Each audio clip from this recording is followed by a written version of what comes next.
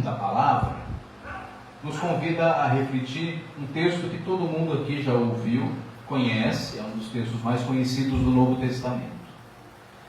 O início do Evangelho de João, capítulo 2, a passagem conhecida como Bodas de Caná.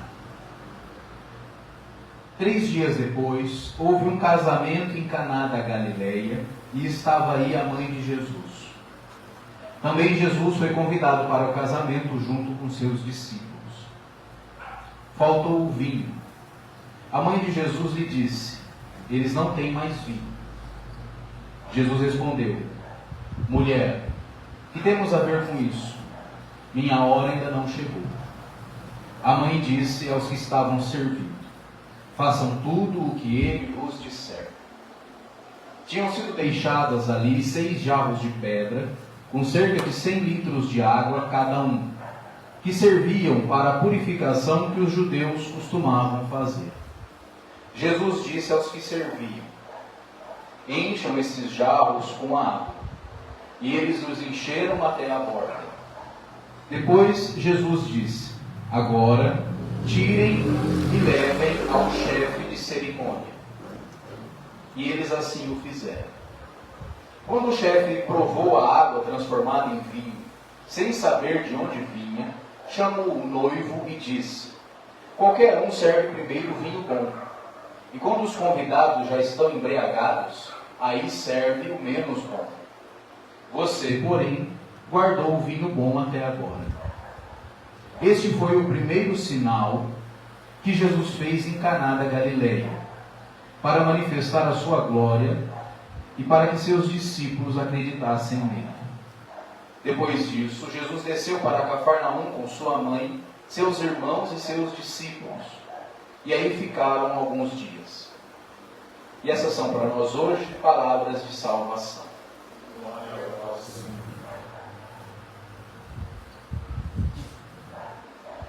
Na semana passada, nós refletimos o capítulo 17 do Evangelho de Lucas. Estão lembrados, sim ou não? Ou já esqueceram? Capítulo 17 do Evangelho de Lucas, onde Jesus chama a atenção para uma questão que a gente precisa pensar a respeito: fé. Jesus diz assim para os seus discípulos, a gente refletiu profundamente na semana passada. Jesus diz assim: olha, diante de um pedido que foi feito para ele,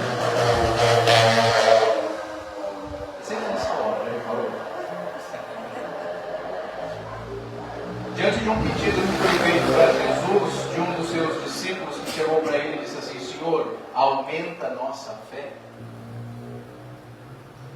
Jesus diz assim: olha, se vocês tivessem uma fé pequenininha, do tamanho de um grão de mostarda, vocês diriam para uma árvore que está enraizada no chão: arranca-te daí e planta-te no meio do mar, e ela te obedeceria. E aí a gente explicou o que Jesus quis dizer com isso. Que para Jesus fé não tem a ver com quantidade. Não é algo que eu aumento ou diminuo. Não é algo que eu faço ou deixo de fazer no sentido religioso para dizer que eu tenho mais fé ou menos fé. Porque é isso que as pessoas fazem, não é? Se eu vou muito na igreja, eu tenho muita fé. Se eu rezo muito terço, eu tenho muita fé. Se eu comungo muito, se eu sou um papa hóstia, eu tenho muita fé. Se eu vou muito no culto, eu tenho muita fé. Se eu dou o dízimo, eu tenho muita fé. Na medida em que eu faço o contrário disso, eu tenho pouca fé. E aí eu aponto para o outro e diz assim: olha, você é um descrente. Não te vejo rezando, você fica aí tomando cerveja, não é? E etc. E aí vai medindo o outro, a fé do outro a partir da exterioridade. E aí Jesus fala: olha, fé não é questão de quantidade. Fé é questão de qualidade. Então você pode ter uma fé pequenininha, do tamanho de um grão de mostarda, mas se ela for uma fé correta, você vai conseguir fazer grandes mudanças no mundo. É isso que significa a imagem que Jesus cria da árvore que sai do chão e é plantada no mar. O que significa dizer isso? Grandes mudanças, aparentemente impossíveis de ser feita se você tiver uma fé pequena, mas de qualidade, você vai ser capaz de fazer isso. Agora, se você tiver uma fé enorme, em quantidade, mas em qualidade, uma fé cheia de superstição, cheia de amuleto, cheio de isso pode, isso não pode, isso é puro, isso é impuro, isso eu como, isso eu não como, isso aqui é santo, aquilo lá não é, que a fé religiosa, ela mede o mundo assim, não é? Os salvos e os condenados, os puros e os impuros, os santos e os pecadores. Aí Jesus fala, olha, para Deus é o inverso, hein? Para Deus o que a religião chama de impuro, Deus chama de santo. O que a religião chama de santo, Deus chama de sepulcro caiado. É bonito por fora, mas por dentro é podre. Então Jesus dá um choque nos seus discípulos, dizendo para eles, olha lá, hein?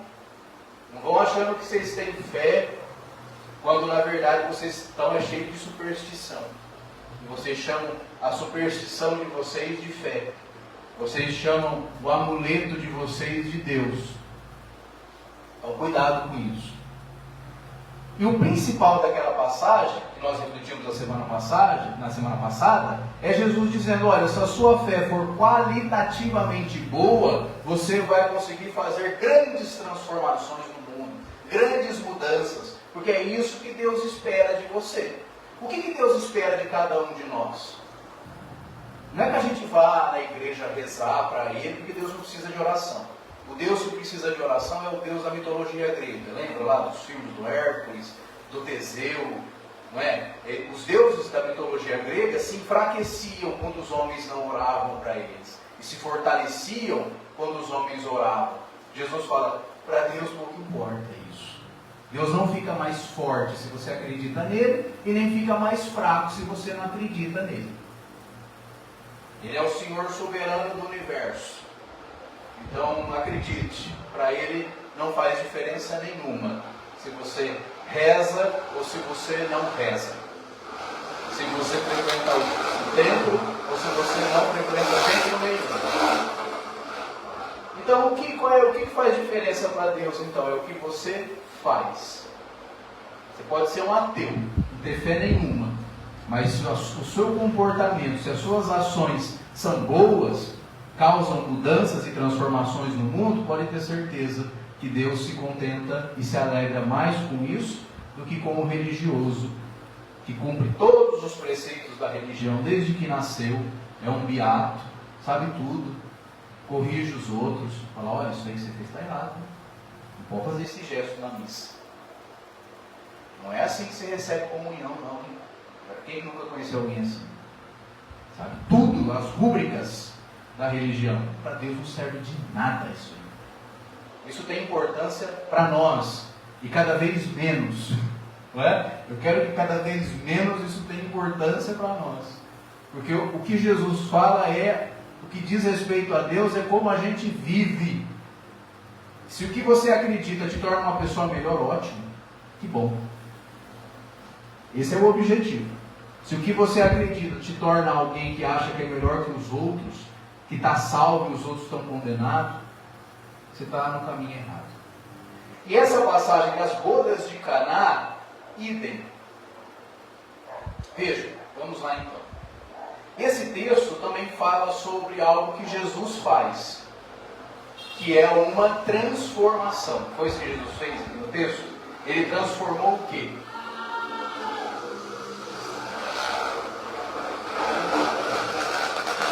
Estão muito dispersos.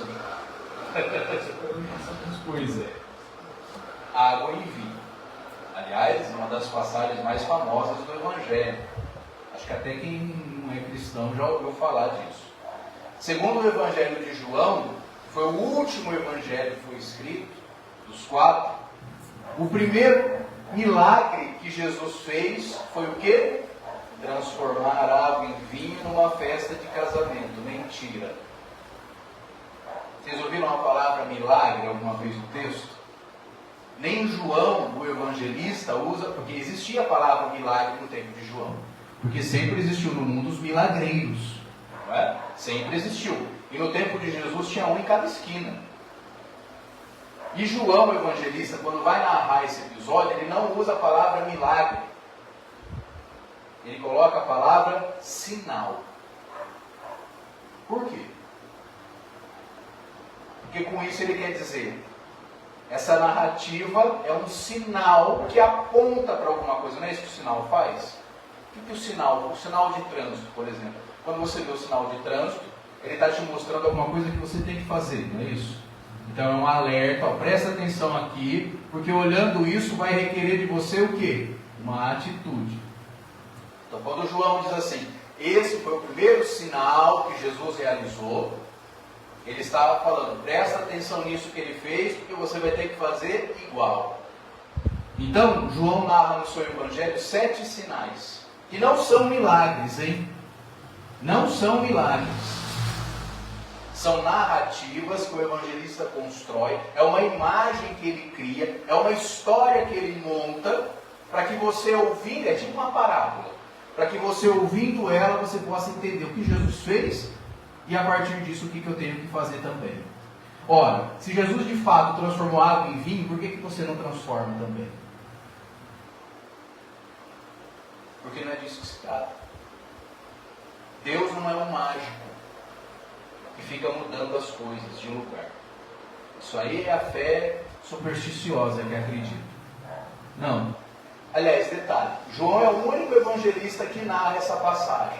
Nenhum outro narra. O que já mostra que é uma história exclusiva de João. Nem Marcos, nem Mateus e nem Lucas citam isso. Por quê? Porque isso é uma história que João está criando. Outro detalhe.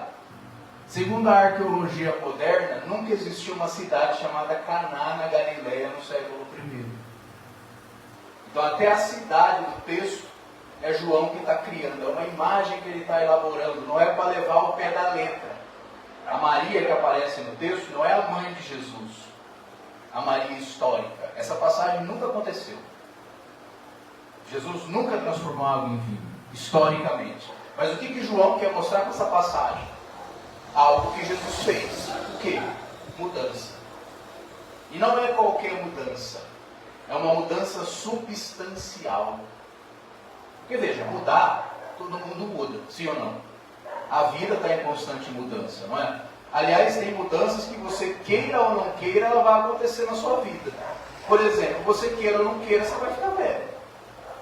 Você queira ou não queira, mais cedo ou mais tarde, você vai ficar doente. Você queira ou não queira, mais cedo ou mais tarde, pessoas vão embora da sua vida. Você queira ou não queira, mais cedo ou mais tarde, você pode perder aquilo que você achava que era seguro. E isso acontece o tempo todo, o dia inteiro, todo momento, com as pessoas. E uma hora vai acontecer com a gente também. Então a mudança, ela é uma das regras da vida. E quem percebeu isso foi um filósofo lá da antiguidade, antes de Cristo, chamado Heráclito, né? Um dos pensadores da filosofia disse, olha, a vida é mudança. Tanto é que ele tem aquela famosa frase, né, que um mesmo homem não se banha 2 vezes no mesmo rio. Porque na segunda vez, você já mudou e a água também já não é a mesma. Então quer dizer, tudo no mundo está em constante mudança. Então não adianta você ser resistente à mudança. E a gente é, muitas vezes, né? Por quê? Porque a gente gosta da zona de conforto. Todo mundo gosta da zona de conforto. Só que, meu amigo, mais cedo ou mais tarde, isso vai acabar. E não é desse tipo de mudança que eu estou falando. A mudança que eu estou falando não é aquela que inevitavelmente vai acontecer. A mudança que eu estou falando é aquela que eu tenho que fazer. Não passivamente, mas ativamente. É o que diz o texto. João diz, o primeiro sinal que Jesus fez no mundo foi mudar as coisas. E não é mudar de qualquer jeito. É mudar a substância das coisas. Ele transformou água em vinho. Ou seja, ele pegou algo, uma situação concreta, e transformou em outra. Melhor, sim ou não? Porque é disso que fala o texto. Na narrativa, ele está num casamento, acaba o vinho, a mãe dele diz, olha, acabou o vinho. Ele fala, o que tem a ver com isso? Aí ela diz, não, você vai fazer alguma coisa. Aí ele reúne lá os jarros, não é, de pedra, que os judeus usavam para purificação, era algo sagrado. E ele transforma aquilo em algo melhor. Ou seja, ele modifica a lei judaica. Ele modifica a tradição. Entendeu? Ele trouxe mudança. E aí o povo experimenta o vinho e fala, nossa, que maravilha. Você mudou a lógica da coisa. Porque no casamento, todo mundo serve o vinho bom primeiro. E a hora que o povo já está embriagado, não sabe nem distinguir o que é água e o que é vinho, Aí serve o menos bom. Você não. Você inverteu a lógica. Você serviu o bom vinho no final. Ou seja, Jesus é alguém que inverte a lógica do mundo. O tempo todo. A lógica do mundo diz para você, se te batem em uma face, bate na outra também. Quem deu? É assim. Escreveu, não leu, o pau comeu. E aí Jesus inverte a lógica. Fala, não, se te baterem para o lado, oferece o outro lado. Não pague o mal com o mal. Orem por quem te persegue. Num tempo onde a lei que era vigente era a lei de talião. Olho por olho, dente por dente.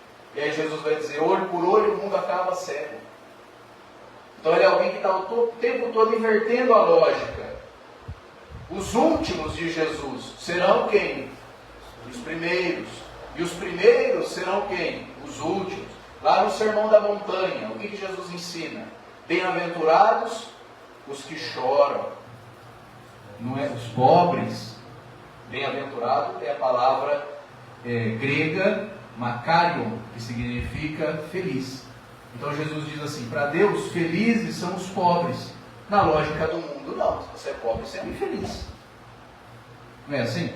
Se eu estou pobre, se eu sou pobre, eu sou infeliz. Eu tenho que querer ficar o quê? Rico. E Jesus fala, não. A lógica de Deus é o contrário. Felizes os pobres. Felizes os que choram. Olha que contradição. Como é que eu vou estar feliz se eu estou chorando? Porque ele está invertendo a lógica do mundo.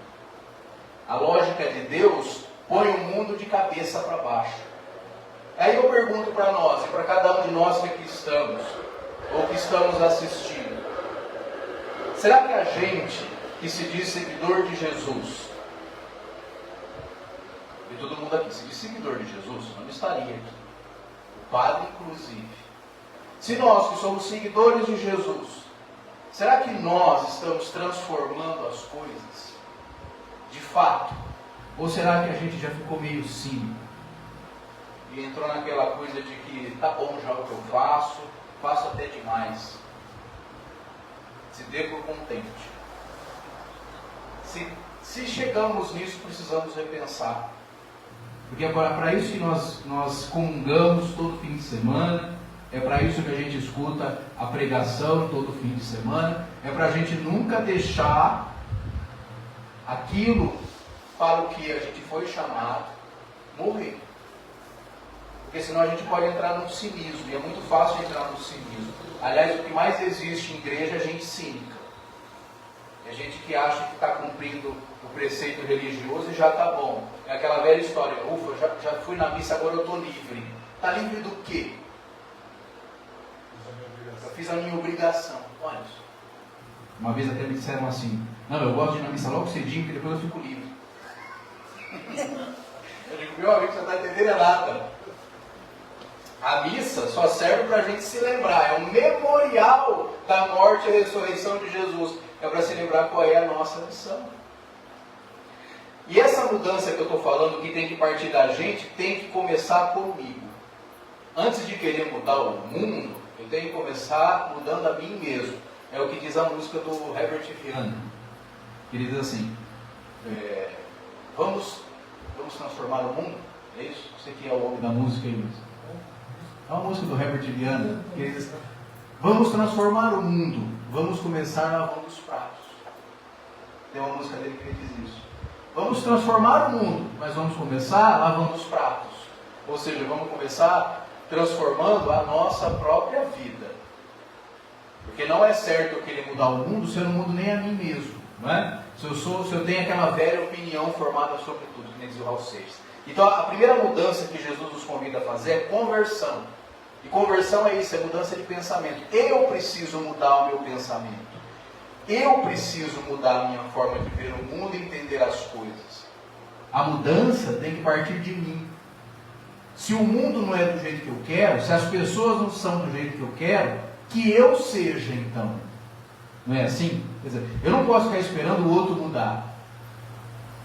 Eu tenho que mudar primeiro. Eu tenho que fazer. Eu não posso sempre achar e esperar que o outro faça. Não. Seja você a mudança que você quer ver no mundo. Ainda que você não mude o mundo, porque você não vai mudar o mundo, e eu não tenho nenhum tipo de utopia em relação a isso. Se Jesus não mudou, quem sou eu? Eu sei que eu não vou mudar o mundo. Mas se eu mudar a minha casa, tá bom para mim. Se eu mudar os meus amigos que convivem comigo, tá bom para mim. Se eu mudar o meu ambiente de trabalho, tá bom para mim. Porque esse tem que ser a minha missão. Eu tenho que ser a mudança. Ou seja, eu tenho que ser aquela pessoa que quando chega no lugar, chega para causar a mudança que aquele lugar precisa. E ninguém quer pagar o preço por isso, não. Geralmente eu vou me adequando, não é? Deixa eu ver qual que é a música que toca aqui. Eu vou dançar, não é? Independente de qual seja. É a música da intriga? Eu vou fazer intriga também. É a música do querer levar vantagem? Eu vou também. Por que todo mundo pode? Por que eu não posso? É a música da corrupção? Né? Então deixa eu também fazer a minha corrupçãozinha. Qual o problema? Todo mundo rouba um pouco. E aí, acaba aonde? Na tragédia. O nosso convite como discípulos e discípulas de Jesus, e é isso que diz o texto das bodas de Caná, é que se eu estou numa situação, seja ela qual for, num casamento, numa hora de festa, de alegria, e acontece alguma coisa que vai fazer aquilo ficar ruim, eu tenho que ser o primeiro a dizer, escuta, o que eu posso fazer para resolver isso aqui? E se eu estou num ambiente muito ruim, eu também não posso falar assim, isso aí é assim mesmo, como as pessoas cinicamente dizem. Não, mas guerra sempre existiu no mundo. Então para que eu vou ficar me colocando contra? Eu tenho que ver quem é que tem razão. Ninguém tem razão numa guerra, meu bem. A guerra é uma indecência. Então quer dizer, eu não posso, porque as coisas estão ruins, relativizar a minha postura e dizer, eu não vou mudar nada mesmo, então deixa eu também fazer a minha guerrinha. Aí a gente vai virando cínicos, que só escutam, só acham bonito. Pô, eu acho bonito o Evangelho. Acho que Jesus foi um cara legal, mas para mim não dá. Tudo bem. Se para você não dá, tá ok. Mas não diga que você é seguidor dele. Porque isso aconteceu no Evangelho várias vezes. Senhor, o que eu faço para herdar a vida eterna? Quero ser seu discípulo. Mas o que eu faço para herdar?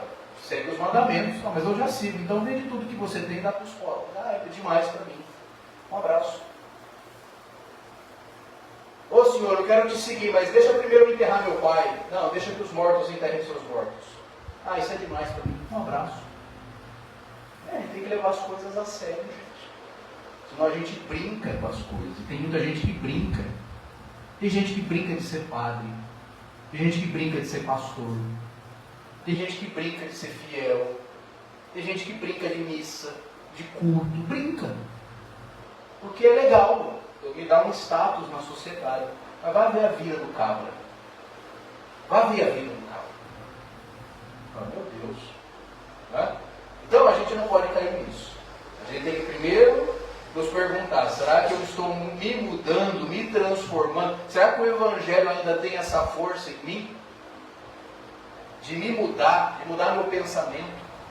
O Einstein dizia que é mais fácil você destruir uma molécula do que você destruir um preconceito.